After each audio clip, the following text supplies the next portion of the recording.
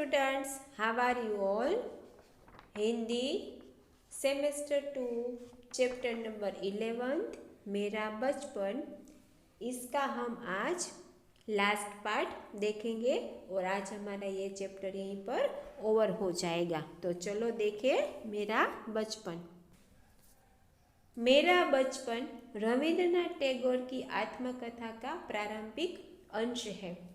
इसमें टैगोर ने अपने बचपन तथा उस समय की परंपराओं एवं घटनाओं का अत्यंत सजीव, स्वाभाविक एवं हृदयस्पर्शी चित्रण किया है।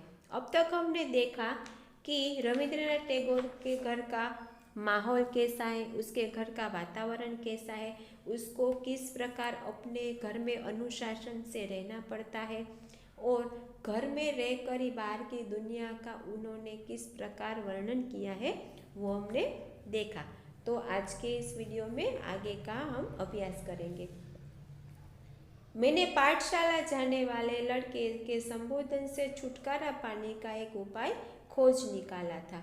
मैंने अपने बरामदे में कोने में एक पाठशाला खोल दी जिसमें लड़की के गज मेरे छात्र थे।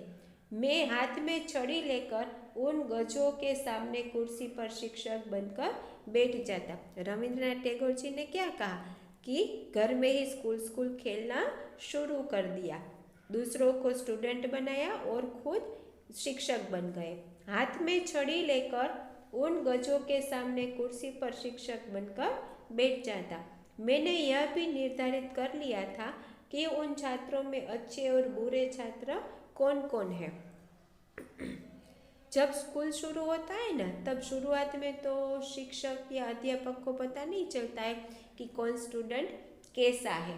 तो कुछ दिनों के बाद रविंद्रनाथ टैगोर जी ने ये निर्धारित कर लिया, मतलब अपने मन में उन्होंने ये निश्चित कर लिया, ये निश्चय कर लिया कि कौन छात्र कैसा है, कौन बुरा है, कौन अच्छा है, कौन मूर्ख है, कौन चतुर है, कौन सीधे है, कौन बदमाश है। मैं उनमें से बदमाश छात्रों को बेत लेकर पीटा करता था। रविंद्रनाथ टैगोर जी क्या करते थे कि इन सभी लड़कों में जो सबसे ज़्यादा बदमाश छात्र यानी कि बहुत ही मस्ती शरारत करने वाले जो छात्र थे, उनको बेत लेकर यानी कि एक लकड़ी की डंडी होती थी, उससे वो उसको पीटने लगते थे। मैंने अपने उन गूंगे छात्रों पर कितना अत्याचार किया था यह बतलाने के लिए उनमें अभी कोई भी नहीं बचा। रविंद्रनाथ टैगोर जी कह रहे थे कि इन सभी पर मैंने इतना अत्याचार किया कि मुझे बतलाने में भी शर्म आती है कि मैंने उन पर किस प्रकार का अत्याचार किया। लेकिन वो तब छोटे थे, उन्होंने जानबूझकर नहीं किया, उनमें इतनी विचार शक्ति नहीं थी कि क्या अच्छा क्या बुरा। उनको लगा कि भाई ये तो बदमाश है, मस्ती करते, तो उनको पीटना चाहिए। उन लकड़ी की छड़ों के स्थान पर अब लोहे के सरिये लगा दी गए हैं। मुझे ज्ञात हो गया कि असल की अपेक्षा नकल करना सरल है। उनको क्या लगा कि उनको एहसास हो गया कि जो असल है, मतलब जो ओरिजिनल है, जो रियलिटी है, उससे नकल करना बहुत ही सरल है। मैंने शिक्षकों के गुणों के स्थान पर उनकी जल्दबाजी, चंचलता जैसी बातें ग्रहण कर ली थी। उन्होंने क्या किया कि जो शिक्षक के अच्छे गुण थे ना, वो गुणों को देखने की बजाय उनमें जो जल्दबाजी, मतलब जल्दी करने की जो प्रक्रिया, चंचलता, ऐसी सब बातें थी वो ग्रहण कर ली। उनके गुणों के बजाय दुर्गुण कितनी जल्दी ग्रहण कर लिए जाते हैं, इसका यह अच्छा उदाहरण है। रविंद्रनाथ टैगोर जी क्या कहते हैं कि मैंने उनके गुणों को देखने की बजाय उनके जो दुर्गुण थे वो कितनी जल्दी हम ग्रहण कर सकते हैं, वो मैंने देखा। ये उसका एक बहुत ही अच्छा उदाहरण है। उस समय मेरी उम्र 8 वर्ष से अधिक नहीं थी।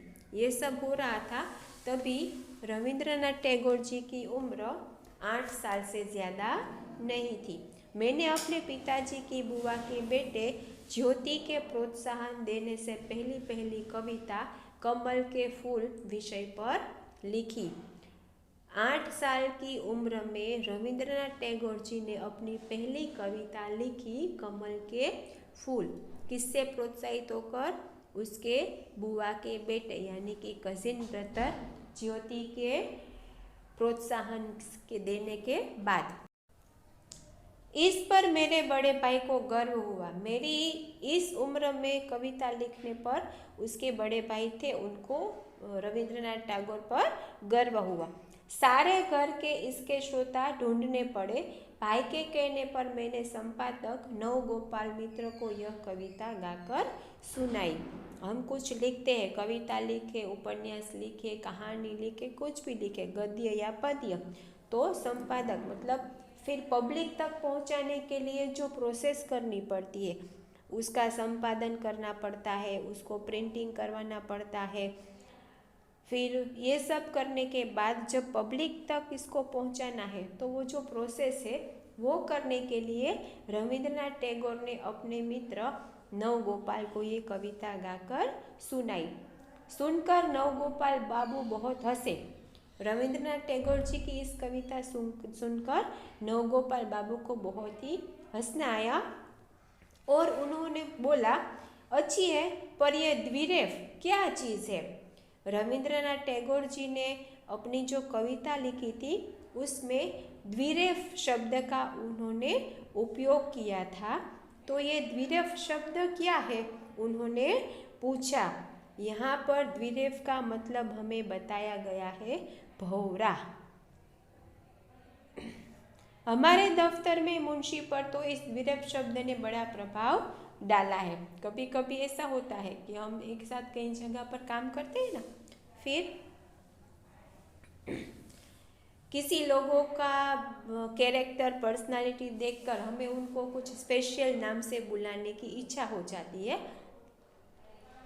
तो यहाँ पर भी नवगोपाल बापू बोल रहे कि हमारे दफ्तर यानी हमारी ऑफिस में जो मुंशी जी है उनके लिए द्विरेफ शब्द का बहुत ही प्रभाव है। नवगोपाल बाबू ने इस शब्द का कोई मतलब न जाना और हंसे भी, लेकिन रविंद्रनाथ टैगोर जी की कविता में जो द्विरेफ शब्द का उपयोग किया गया है उनके बारे में उसको ज़्यादा कुछ नहीं समझना था। मैं समझ गया कि कविता में इनकी पहुंच नहीं थी। वो जो नवगोपाल बाबू थे ना, उनको कविता के बारे में बहुत नॉलेज नहीं था, इसीलिए उन्होंने इस विषय में ज़्यादा अंदर जाना मुनासिब नहीं समझा। मैं आज तक नहीं समझ पाया हूँ कि कविता को श्रोता या पाठकों की सरसता का किस प्रकार परीक्षण किया जाए और उन्हें काव्य का सुख मिला है या नहीं, वह किस तरह जाना जाए। रविंद्रनाथ टैगोर जी हमें बता रहे हैं कि मैंने जो कविता लिखी वो श्रोता यानी कि किसी ने सुनी होगी या पाठकों तो किसी ने पढ़ी होगी, तो उनको इस कविता का सरसता मतलब कविता में जो लिखा है उसकी जो सरसता मैंने प्रस्तुत की है उसका परीक्षण यानी कि उन लोगों को कैसी लगी, अच्छी लगी, नहीं लगी, अच्छी लगी है तो अच्छी लगने का कोई कारण, अच्छी नहीं लगी है तो उनमें कोई फेरफार या उसमें कुछ चेंजेस करने की उसकी कोई आवश्यकता, ये सब जो है वो हमें जानना हो तो हम किस प्रकार जान सके। अगर हमें जानना मिले तो ये जानकर मुझे बहुत ही सुख प्राप्त होगा। एक दिन हमारे घर में एक चोर पकड़ा गया। उस समय चोर कैसा होता है यह देखने की मुझे बहुत बड़ी इच्छा थी। एक बार क्या हुआ, रविंद्रनाथ टैगोर जी के घर में चोर घुस आए और चोर पकड़े भी गए, लेकिन रविंद्रनाथ टैगोर जी को घर में से तो कहीं बाहर जाने की अनुमति थी ही नहीं। तो उन्होंने सुना ही था कि भाई चोर होते हैं, लेकिन उनके दिमाग में चोरों की जो इमेज बनी हुई थी ना, उससे कुछ ये चोर अलग प्रकार के ही निकले। तो उनको लगा कि चोर भाई हमारे जैसे ना थोड़ी होते होंगे, चोर तो चोर है तो कुछ अलग टाइप के दिखते होंगे। तो वो जो चोर पकड़े गए उनको देखने की उनको बहुत ही इच्छा हुई, इसीलिए जहाँ पर चोर को रखा गया था मैं डरते डरते वहाँ गया। रविंद्रनाथ जी को चोर को पकड़ने की जो बहुत इच्छा थी तो उसको देखना था, इसीलिए वहाँ चोर को जहाँ रखा गया वे वहाँ बहुत डरते डरते पहुँचे।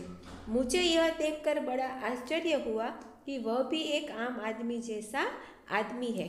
देखो रविंद्रनाथ टैगोर जी ने अपने माइंड में चोर की कैसी इमेज बनाई होगी कि उनको चोरों को देखकर बहुत आश्चर्य हुआ कि यह चोर तो हमारी जैसा ही एक आम आदमी है। इसीलिए द्वार पर पहरा देने वाला उसके साथ दुर्व्यवहार करके देखकर मुझे उस पर बड़ी दया आई। जब चोर पकड़ा गया ना तो रविंद्रनाथ टैगोर के घर पर मतलब गेट पर जो वॉचमैन बिठाया गया था वो उसके साथ बहुत ही दुर्व्यवहार मतलब उसको ज़ोर ज़ोर से डांट रहा होगा, उसको मारा होगा, उसको फटकारा होगा। तो ये दृश्य देखकर रविंद्रनाथ टैगोर जी को उस पर बड़ी दया आई। जिस तरह पहरेदार को चोर के साथ बुरा बर्ताव करके देखकर मुझे खेद हुआ। ये दृश्य देखने के बाद रविंद्रनाथ को खेद यानी कि वो दुख हुआ कि भाई उसने चोरी की पकड़ा गया तो अब उसको मारने की या डांटने की क्या ज़रूरत है।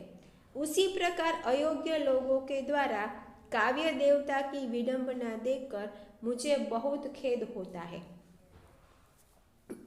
रविंद्रनाथ टैगोर जी क्या बोल रहे हैं कि जिस तरह ये चोर पकड़ा गया और उसको सजा जो मिल रही थी वो देखकर उसको जो दुख हो रहा था, उसी प्रकार का दुख मुझे तब होता है जब काव्य देवता यानी कि जो कविता की रचना करते हैं उससे विडंबना या मतलब कि जो कवियों का अपमान करते हैं वो देखकर रविंद्रनाथ टैगोर जी को बहुत ही दुख पहुंचता है।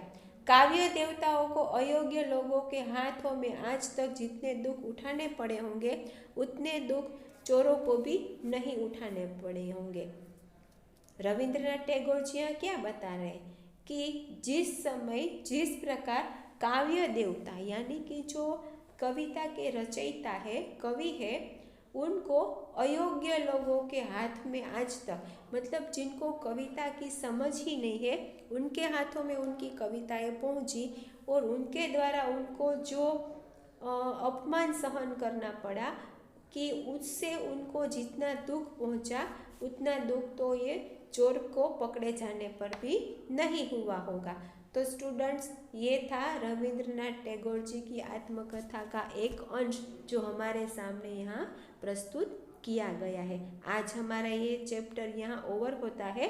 नेक्स्ट वीडियो लेक्चर में हम न्यू चैप्टर स्टार्ट करेंगे। तब तक के लिए bye bye, thank you very much.